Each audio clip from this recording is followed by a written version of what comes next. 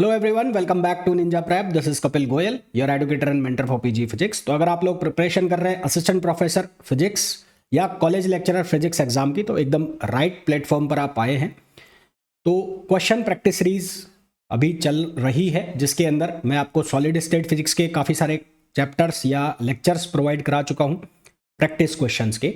साथ ही साथ mathematical physics के काफ़ी सारे हमने लेक्चर्स कर लिए हैं प्रैक्टिस क्वेश्चंस के, और अब हम जो क्वेश्चन सॉल्व कर रहे हैं वो है थर्मोडायनेमिक्स के। एंड होपफुली ये जितने भी क्वेश्चंस मैं करा रहा हूँ वो आपको बहुत अच्छे से समझ आ रहे होंगे।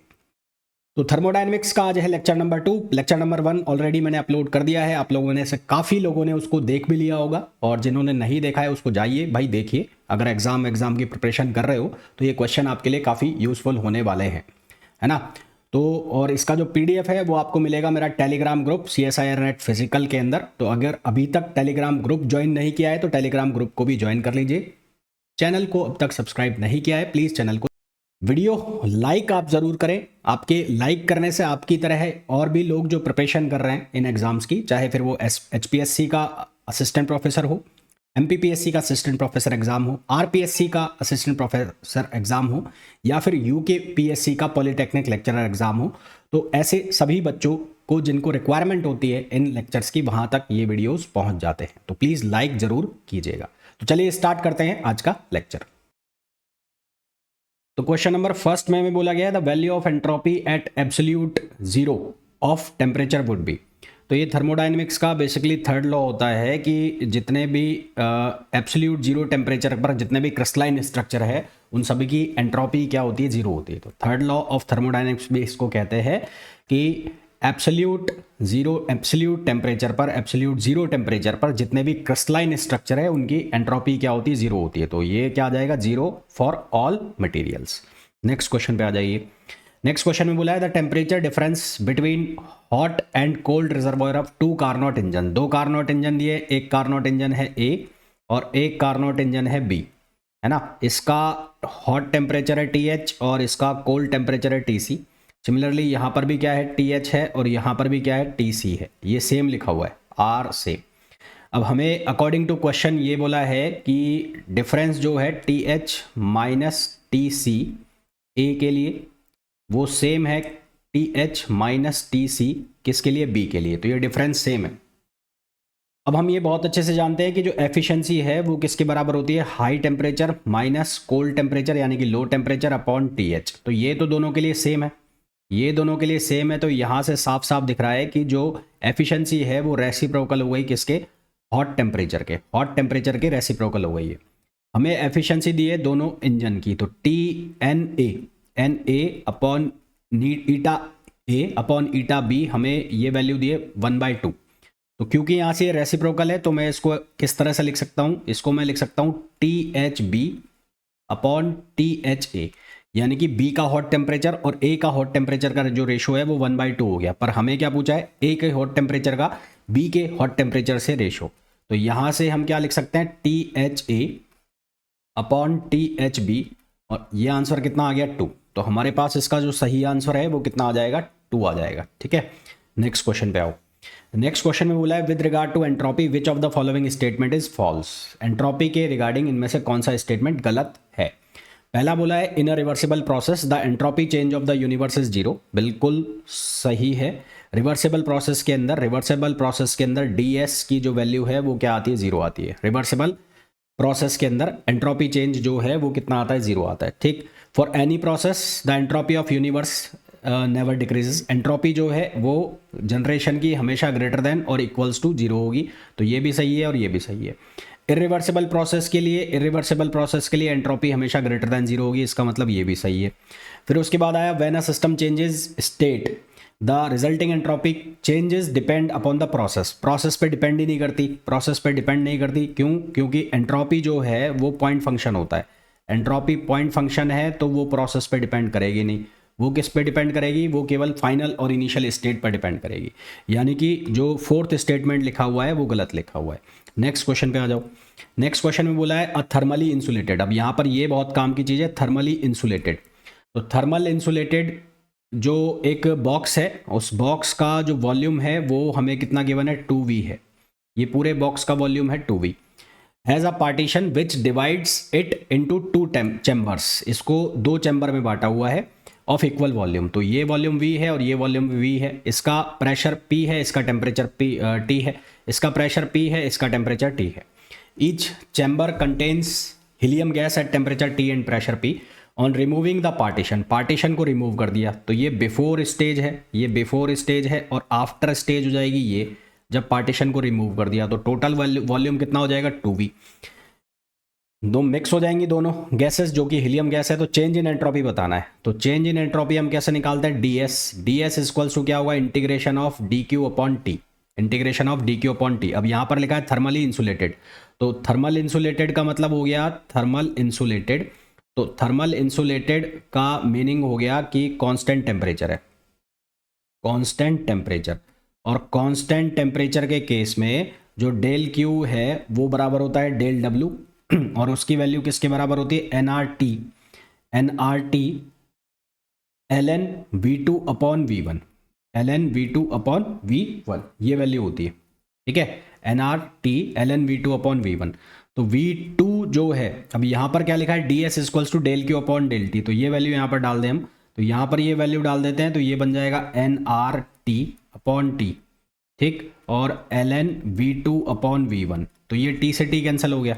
V2 की वैल्यू कितनी होगी 2V, और V1 की वैल्यू कितनी है V1 की है V, तो nR ln 2 ये वैल्यू बन गई। अब क्या होता है, PV इक्वल्स टू होता है nRT, तो nR की जगह हम क्या लिख सकते हैं, PV अपॉन T। तो हमारे पास जो सही आंसर है वो क्या आ जाएगा, वो आ जाएगा PV अपॉन T और ln 2, PV upon T ln 2, जो कि ऑप्शन हो जाएगा कौन सा, C। तो इसका जो करेक्ट आंसर है वो क्या आ जाएगा, C आ जाएगा। नेक्स्ट क्वेश्चन पे आ जाओ। नेक्स्ट क्वेश्चन में बोला है an ideal gas undergoes isothermal, isothermal मतलब कांस्टेंट टेम्परेचर है ना, आइसोथर्मल है, तो आइसोथर्मल है, आइसोथर्मल का मतलब हो गया constant temperature. The initial and final volume are given to be 1 litre and 2.7 litre respectively, तो V2 अपॉन V1 ये कितना हो गया, 2.7 लीटर हो गया। If in the process change entropy पर mole change S1 to S2 the value of difference S2 minus S1 is nearest to. अब ये वही क्वेश्चन है जो इसके पहले किया था, यानी कि डेल्टा S पूछा है, तो डेल्टा S कितना आ जाता है यहाँ पर, PV upon T ln V2 upon V1, या फिर आप इसको ऐसा भी लिख सकते हो NR ln V2 upon V1, है ना। इसके पहले वाला क्वेश्चन है, एज इट इज़ वही क्वेश्चन है, बस यहाँ पर इसको पूछा अलग तरीके से गया है। तो पर मोल के लिए पूछ रहे हैं, पर मोल के लिए तो R हो जाएगा, और ln 2.7 अपॉन इसकी वैल्यू हमें निकालनी है, तो ये नियरेस्ट लगभग किसके बराबर आ जाएगा, 1.0 R, ये किसके इक्वल आ जाएगा, लगभग ये बराबर आ जाएगा 1.0 R, और 1.0 R का मतलब हो गया हमारे पास जो आंसर आ गया वो आ गया C, है ना। लगभग सेम वैसा ही क्वेश्चन है जो इसके पहले वाला था, ये भी वही सेम क्वेश्चन है। Ideal gas undergoes an isothermal expansion from initial volume V1 to final volume V2, the change in entropy पर मोल, है ना। तो फॉर्मूला वही delta S equals to NR ln V2 upon V1, तो इसको हम लिख देंगे, पर मोल है तो डेल्टा S अपॉन N, ये हो जाएगा R ln V2 upon V1। तो हमारे पास जो सही आंसर है वो क्या आ जाएगा, वो आ जाएगा D। नेक्स्ट क्वेश्चन पे आ जाओ। नेक्स्ट क्वेश्चन में बोला है a small block of copper with specific heat of 100 calorie पर degree centigrade is initially at temperature of 540 degree centigrade. It is then dropped into a large tank of water maintained at 27 degree centigrade. पहला temperature जो है 0 degree centigrade का है, फिर 27 degree centigrade का है, ठीक है। What is the changes in entropy of the, ये 540 का है पहला, तो what is the changes of entropy of combined system after equilibrium is established. तो डेल्टा S जो है वो किसके बराबर होगा, वो बराबर होगा डेल Q अपॉन T।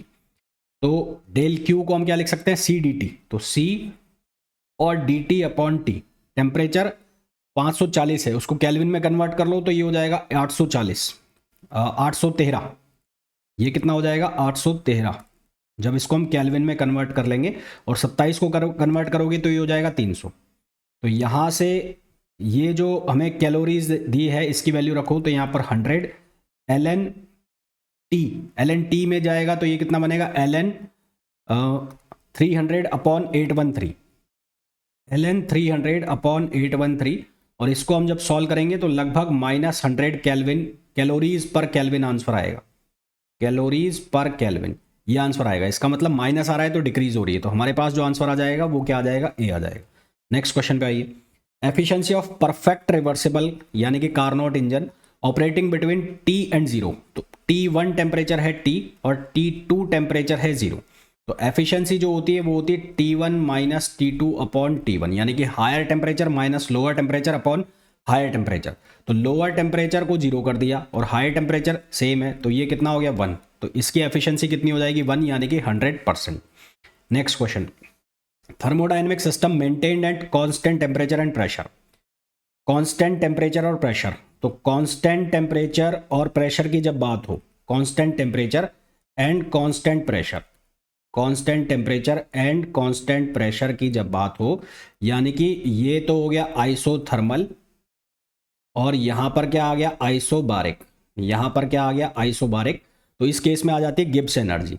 अगर यहां पर होता आइसोबारिक, आइसोबारिक और आइसोएंट्रोपिक, आइसोबारिक और आइसोएंट्रोपिक होता तो उस केस में आता एंथैल्पी। उस केस में क्या आ जाता एंथैल्पी। हमें आइसोबारिक और आइसोथर्मल पूछा है तो उस केस में आएगा Gibbs free energy. Next question पे आइए।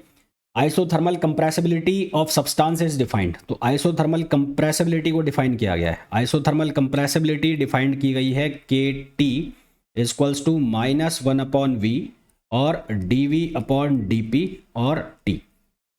It's value for n moles. तो n मोल्स के लिए निकालना है तो PV इक्वल्स टू क्या होता है nRT होता है ना। तो यहाँ से V की वैल्यू कितनी हो जाएगी, V की वैल्यू हो जाएगी nRT अपॉन P। तो यहाँ से हम इसको डिफरेंशिएट कर दे P के रेस्पेक्ट में, तो ये बन जाएगा -nRT upon P square, -nRT upon P square. तो dV अपॉन dt की वैल्यू मिल गई हमें। तो KT जो है वो कितना हो गया -1/V और dV अपॉन dP की वैल्यू यहाँ पर सब्सटीट्यूट कर दो तो ये हो जाएगा -nRT अपॉन P स्क्वायर और V की वैल्यू ये वाली सब्सटीट्यूट कर दे तो KT माइनस माइनस हो गया प्लस, तो ये कितना हो जाएगा, ये हो जाएगा P अपॉन nRT और ये हो जाएगा nRT अपॉन P स्क्वायर। तो ये कैंसिल, तो आंसर हमारे पास आ गया 1/P। तो 1/P is the right answer. Next question पे आइए।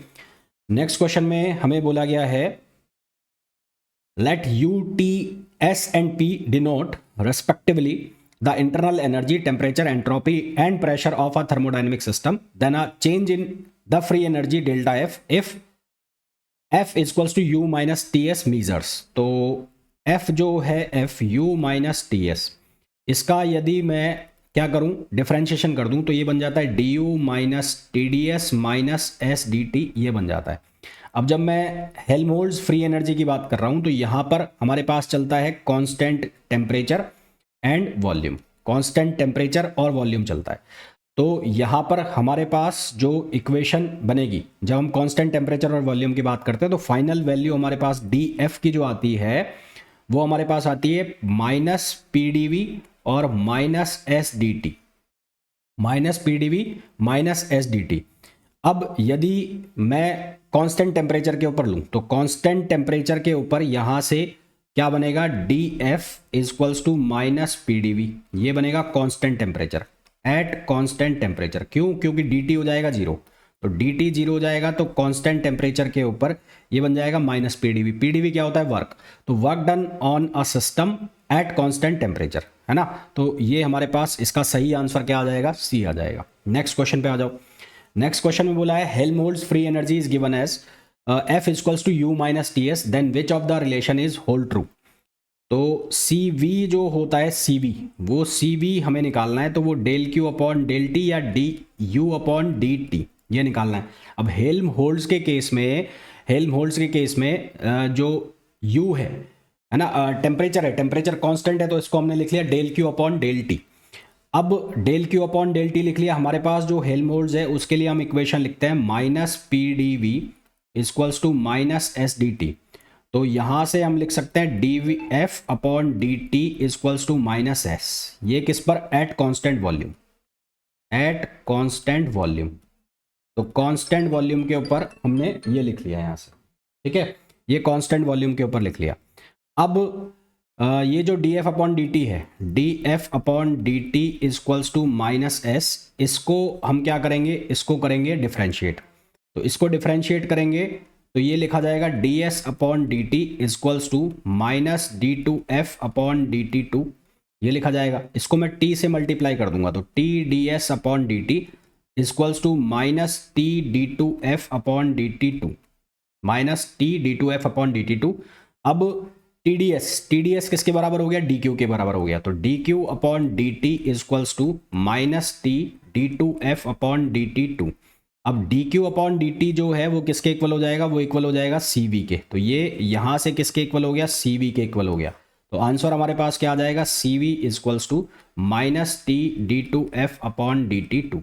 तो सही आंसर हमारे पास आ जाएगा कौन सा, ए ऑप्शन हमारे पास सही आंसर आ जाएगा, है ना। हाँ ठीक है, और ये किस पे निकल रहा है, कांस्टेंट वॉल्यूम पर निकल रहा है, कांस्टेंट वॉल्यूम। नेक्स्ट क्वेश्चन में बोला है Gibbs thermodynamic potential can be represented as which relation holds true. देखो भाई, तो हमारे पास एक रिलेशन होता है T इजक्वल्स टू, ये हेल्महोल्ट्ज फंक्शन से बता रहा हूँ मैं, एक रिलेशन बनता है del U upon del S, और ये बनता है किस पर, कांस्टेंट वॉल्यूम पर। एक रिलेशन हमारे पास बनता है P और माइनस डेल, ये बनेगा U, U upon del V, और ये एंट्रोपी पर। तो यदि इनको मैं मल्टीप्लाई करूं, मल्टीप्लाई कैसे करूं, इसको मैं मल्टीप्लाई करूं इस तरह से, हमें क्या चाहिए, हमें चाहिए S अपॉन V चाहिए, है ना। तो del U upon del S, del U upon del V, इसको मल्टीप्लाई कर रहा हूं, del U upon del V, del V ये वाला मल्टीप्लाई, इसको रेसिप्रोकल करके कर रहा हूं, del S upon del U। तो यहां से ये क्या बना, ये बना P अपॉन T, है ना। तो ये U से U कट गया, तो यहां से आ गया del S upon del U equals to हो गया P upon T, del S upon del V, sorry U नहीं V, तो del S upon del V, del S upon del V equals to, ये हो गया माइनस आएगा ना, यहाँ पर आएगा माइनस, ये माइनस P अपॉन T आएगा। तो इसका आंसर जो है वो ए कर लो, a minus P upon T। Next question पे आ जाओ। Which amongst the following set for Maxwell relation is correct, इनमें से मैक्सवेल का कौन सा रिलेशन सही है एंथैल्पी के लिए। तो एंथैल्पी के लिए हमारे पास जो इक्वेशन लिखी जाती है H equals to U plus P V, और फिर इसका जब हम DH करके बनाते हैं तो DH करके हमारे पास एंथैल्पी की इक्वेशन आती है TDS plus VDP, TDS plus VDP। अब एंथैल्पी के केस में क्या होता है, एक तो एंट्रोपी कांस्टेंट रखते हैं और एक कांस्टेंट रखते हैं हम प्रेशर को, एक रखते हैं हम एंट्रोपी को कांस्टेंट और एक रखते हैं हम प्रेशर को। तो अगर मैं एंट्रोपी को कांस्टेंट रखूं तो यहाँ से बनेगा DH upon DP equals to V, DH upon DP equals to V, जब मैंने एंट्रोपी को कांस्टेंट रखा, एंट्रोपी कांस्टेंट। और जब मैं प्रेशर को कांस्टेंट रखूंगा तो DH upon DT equals to ये बनेगा T, DH upon DS equals to T। ये कब बनेगा, जब हम प्रेशर को कांस्टेंट रख रहे हैं। तो यहाँ पर क्या कांस्टेंट रख दिया, प्रेशर, तो यहाँ पर कांस्टेंट हो गया प्रेशर। तो हमारे पास सही आंसर आ गया इसका, बी सही आंसर आ गया। नेक्स्ट क्वेश्चन पे आ जाओ। The thermodynamic relation expressing the change at temperature with volume at constant entropy S is. हमारे पास रिलेशन होता है मैक्सवेल रिलेशन। तो मैक्सवेल जो रिलेशन है, मैक्सवेल रिलेशन, उस मैक्सवेल के रिलेशन के अकॉर्डिंग टीवी पे सिनेमा, ऐसा लिख लो, टीवी माइनस लगाओ यहाँ पर, पे सिनेमा, ये रिलेशन होता है हमारे पास मैक्सवेल का फर्स्ट रिलेशन। ठीक है, ये मैक्सवेल का फर्स्ट रिलेशन है DS। अब सिंस DS इक्वल्स टू होता है डेल Q अपॉन T, तो यहां से मैं ये रिलेशन यूज कर रहा हूं, तो del T upon del V equals to minus T DP upon del Q, ये आ गया। और यहां पर कांस्टेंट हो गया S, और यहां पर जो कांस्टेंट V है तो यहां पर कांस्टेंट हो जाएगा V। तो सही आंसर हमारे पास कौन सा आ जाएगा, ए आ जाएगा। नेक्स्ट क्वेश्चन पे आओ। The critical temperature of gas, critical temperature का जो फॉर्मूला है TC इक्वल्स टू होता है 8A अपॉन 27 RB। अब क्रिटिकल टेम्परेचर होता क्या है, क्रिटिकल टेम्परेचर वो टेम्परेचर है जिसके ऊपर जिस टेम्परेचर पर गैस को लिक्विफाई किया जा सकता है प्रेशर को बढ़ाकर, है ना, जिस टेम्परेचर पर गैस को लिक्विफाई किया जा सकता है प्रेशर को बढ़ाकर, और यदि क्रिटिकल टेम्परेचर के आप ऊपर जाओगे तो फिर गैस को लिक्विफाई नहीं किया जा सकता, आप चाहे कितना ही प्रेशर इंक्रीज कर लो। तो T C equals to 8A/27 RB। फिर पूछा है बॉयल्स टेम्परेचर। तो बॉयल्स टेम्परेचर क्या होता है, एक ओन्स ने एक रिलेशन दिया था कि कोई भी रियल गैस जो है वो हाई प्रेशर और हाई टेम्परेचर पर एक बिहेवियर शो करती है, A+BP+CP² इस तरह का, है ना। Real gas at high temperature, real gas at high pressure and temperature, तो उस पर ये रिलेशन शो करती है। तो temperature at which B equals to 0, जहां पर B 0 हो जाएगा, तो B 0 हो जाएगा तो ये बन जाएगा PV इक्वल्स टू A, यानी कि कांस्टेंट, ये हो जाएगा कांस्टेंट के बराबर। तो वो टेम्परेचर जिस पर B की वैल्यू 0 हो जाती है उसको हम कहते हैं बॉयल्स टेम्परेचर। तो वो कब पॉसिबल होता है, लो प्रेशर के ऊपर पॉसिबल होता है। तो उसकी वैल्यू हम देते हैं A/RB, उसकी वैल्यू हम क्या देते हैं, A/RB। तो ये वैल्यू आती है किसकी, बॉयल्स टेम्परेचर की। तो सही आंसर हमारे पास कौन सा आ जाएगा, A आ जाएगा। नेक्स्ट क्वेश्चन, बॉयल्स और क्रिटिकल में रिलेशन पूछा है। तो बॉयल्स टेम्परेचर को तो हम लिखते हैं A/RB, और क्रिटिकल टेम्परेचर को हम लिखते हैं 8A/27 RB। तो अगर मैं बॉयल्स टेम्परेचर को डिवाइड कर दूं क्रिटिकल टेम्परेचर से, तो A/RB, और यहाँ पर ये क्या हो जाएगा, 27RB/8A। तो RB से RB कैंसिल हो गया, A से A कैंसिल हो गया, है ना। तो ये क्या बना, 27/8। तो TB इक्वल्स टू 27/8 और इंटू TC। तो सही आंसर हमारे पास क्या आ गया, B आ गया। एक टेम्परेचर और होता है इन्वर्जन टेम्परेचर। तो इन्वर्जन टेम्परेचर होता है 2A/RB, ये भी याद रखना। ये टेम्परेचर होता है इन्वर्जन टेम्परेचर, इसको भी याद रखना। नेक्स्ट क्वेश्चन पे आ जाओ। In one of the Maxwell relation DS/DP equals, तो एक रिलेशन है DT/DV इक्वल्स टू -DP/DS। अब इसका उल्टा पूछा है, तो DS/DP इक्वल्स टू क्या हो जाएगा, -DV/DT। तो हमारे पास सही आंसर कौन सा आ जाएगा, B आ जाएगा। नेक्स्ट क्वेश्चन पे आ जाओ। विच of the following is not a Maxwell equation, इनमें से कौन मैक्सवेल इक्वेशन नहीं है। तो मैक्सवेल इक्वेशन होती है पहली तो टीवी पे सिनेमा, तो DT/DV पे सिनेमा, ये फर्स्ट हो गई। इसका उल्टा कर दो या माइनस आएगा, इसका उल्टा कर दो, इसका उल्टा कर दोगे तो बन जाएगा DV/DT equals to -DS/DP, DV/DT equals to -DS/DT। फिर एक होती है टपरी पे, वो सिगरेट पी रहे हैं, सुट्टा पी रहे हैं, कुछ भी, हालांकि मैं प्रमोट नहीं करता हूं, फिर भी याद करने की ट्रिक है। और इसका रेसिप्रोकल कर दो तो ये बन जाएगा DP/DT इक्वल्स टू DS/DV। अब ये चारों में से कॉम्बिनेशन बना के देख लो।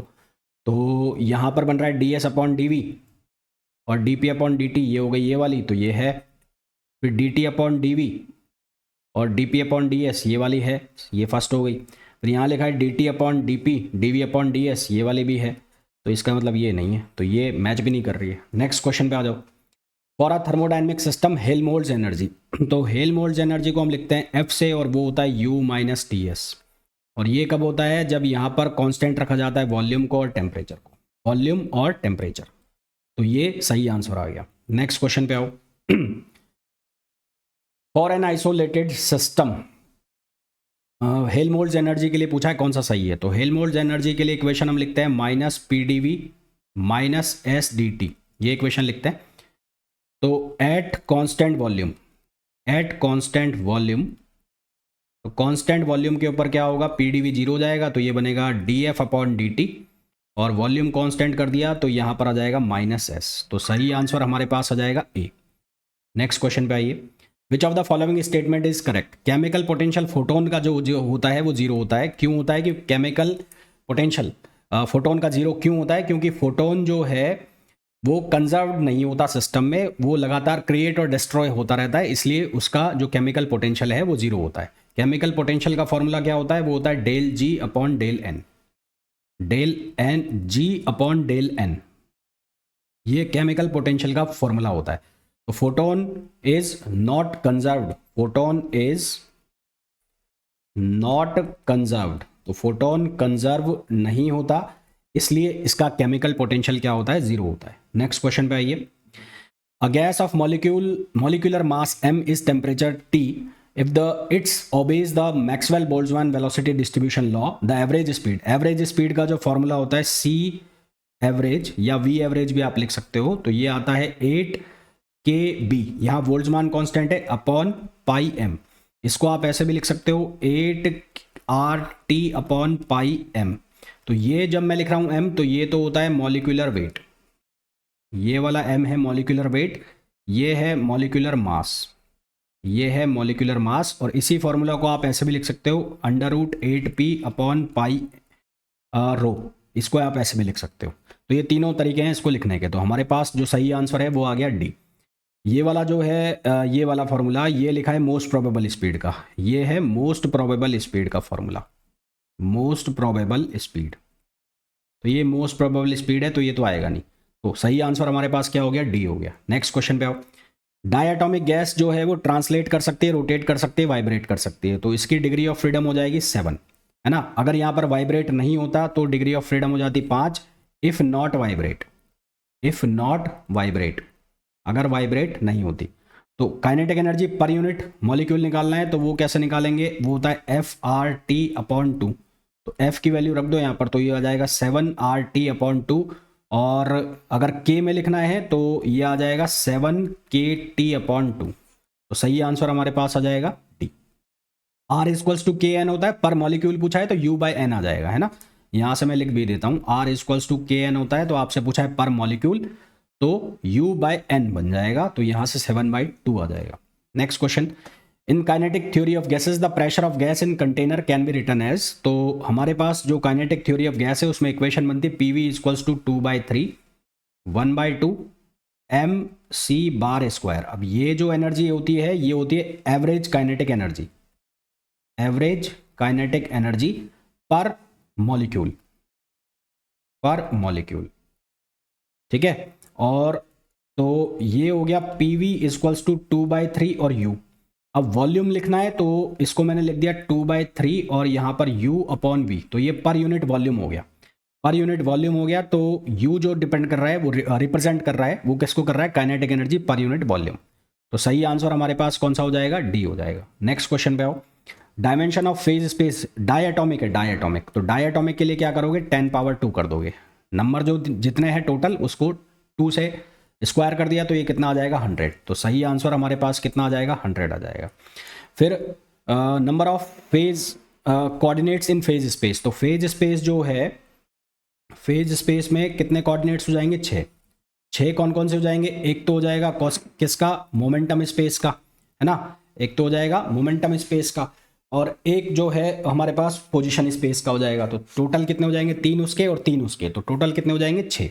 Momentum space into position space, तो 3 और +3 उसके, तो कितने हो गए, 6 हो गए। लेवल्स थ्योरम dp/dt = 0, तो ये माइक्रो कैनोनिकल एंसेंबल के लिए क्या होती है, 0 होती है। फिर ensemble average of physical quantities equals to its time average, ensemble का जो एवरेज होता है किसी भी फिजिकल क्वांटिटी का वो टाइम एवरेज के बराबर होता है। तो ये किसके लिए सही है, ये सभी केसेस के लिए सही होता है। तो होपफुली जितने भी क्वेश्चंस मैंने आपको कराए हैं बहुत अच्छे से समझ आ गए होंगे। इनकेस कुछ समझ में नहीं आता है तो आप मुझसे पूछ सकते हैं। मिलते हैं नेक्स्ट वीडियो में, till then thank you, bye bye.